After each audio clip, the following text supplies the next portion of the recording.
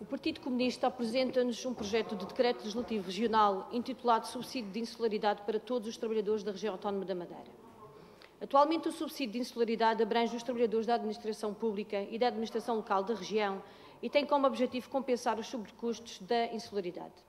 Importa recordar que a Madeira foi a primeira região a aplicar este subsídio, através do Decreto Legislativo nº 490-M de 18 de janeiro.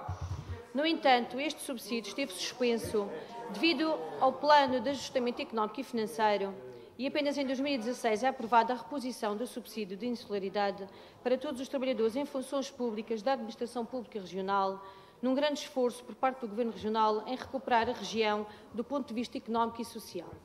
Senhor Presidente, Senhoras e Senhores Deputados, dispõe o número 1 do artigo 229 da Constituição da República Portuguesa que os órgãos de soberania asseguram, em cooperação com os órgãos do Governo próprio, o desenvolvimento económico e social das regiões autónomas, visando em especial a correção das desigualdades derivadas da insularidade.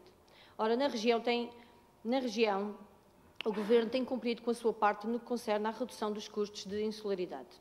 E, recentemente, quando a aprovação do Orçamento da região, ficou bem vincada algumas medidas que vão nesse sentido e que abrangem toda a população. Podemos dar vários exemplos de algumas dessas medidas. O desagravamento fiscal das taxas de imposto sobre o rendimento das pessoas singulares e do imposto sobre o rendimento de pessoas coletivas. O subsídio social de mobilidade, apoiando nas viagens do estudante insular. A manutenção dos valores reduzidos nos passos sociais. A atribuição do passe sub-23. Manutenção dos valores reduzidos das creches.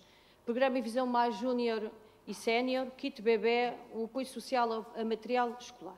Estas são medidas reais que beneficiam os trabalhadores do setor público e do setor privado e que efetivamente contribuem para a redução dos custos de insularidade.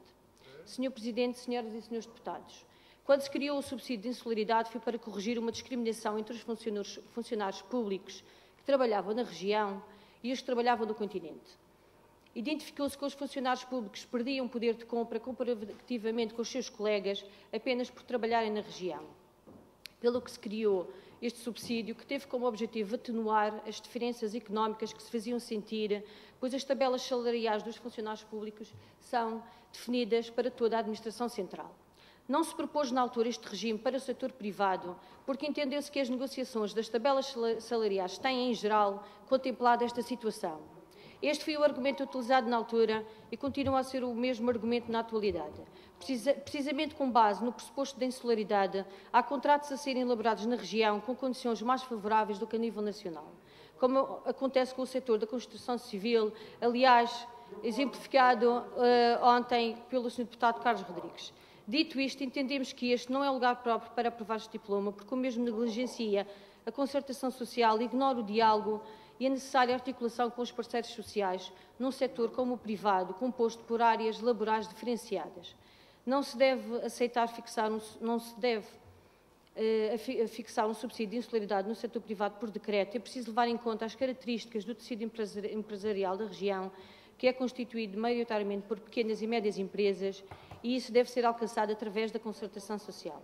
Consideramos que deve haver um consenso entre todas as partes, de forma a que os compromissos, se assumidos, sejam cumpridos e não se caia numa imposição que torne ainda mais difícil a situação das entidades empregadoras.